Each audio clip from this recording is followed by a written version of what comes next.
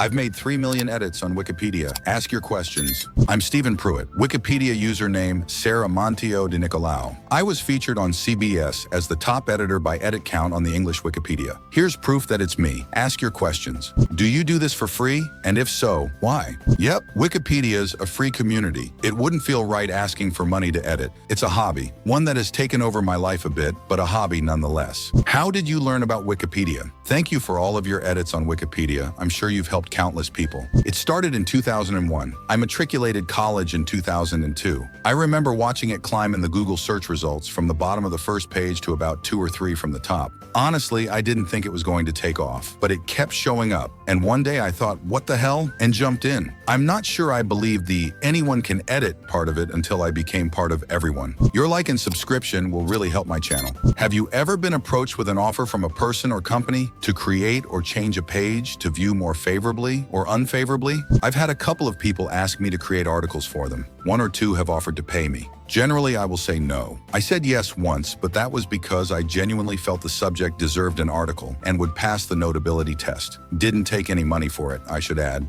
Was there ever a point when you just sat back and asked yourself why you were putting this much time and effort in? I have my moments. I think everyone does. But then I look back on some of the articles I've written, especially on subjects that have had no online presence before, and it feels good. That wonderful feeling of having made something useful. That's what keeps me going, often as not. Besides, I know it sounds cheesy, but I've come to believe that we, collectively, are changing the world and the way the world thinks about knowledge. That's an amazing thing to think about, and it still blows my mind. Do you have a favorite article? This article about Pohick Church in Virginia. I didn't create it, but I expanded it considerably. I also often refer to the article about Joanna Queener. She's a fascinating figure about whom I knew nothing before beginning to write her up. There are others, but these are the first that come to mind. Oh, the hero we all deserve. How did this all begin? How many hours a week do you typically spend editing Wiki? What else do you do with your time? It began back in the early 2000s. It kept turning up in my search results on Google. And one day I decided to finally play around with it and see what would result. This was the result, eventually. Peter Francisco, Revolutionary War veteran.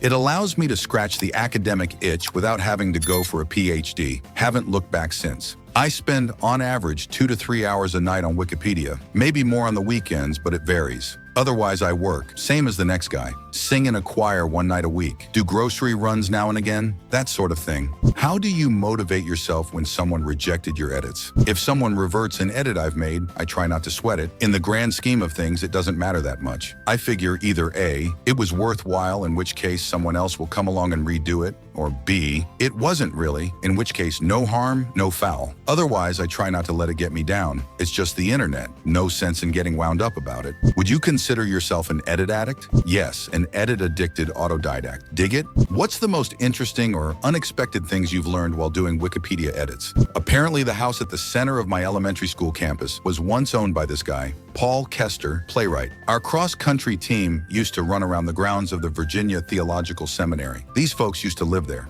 Eliphalet and Marietta Andrews, artists. As you may know, many institutions tell students that Wikipedia isn't a credible source, therefore you cannot use it. Do you believe that Wiki is credible, or do you think it still needs a lot of work to reach that point? It's credible. Studies show it to be more credible than many print sources. Also, I've found some real howlers of mistakes in print sources, which is just to say, use a variety. But if I were teaching, I wouldn't ban students from using Wikipedia. It's a potential source just like any other. To be fair, in teaching, we do say, don't cite Wikipedia as source, but use the source Wikipedia used in that case, which is fair and the right thing to do, to give credit where it's due.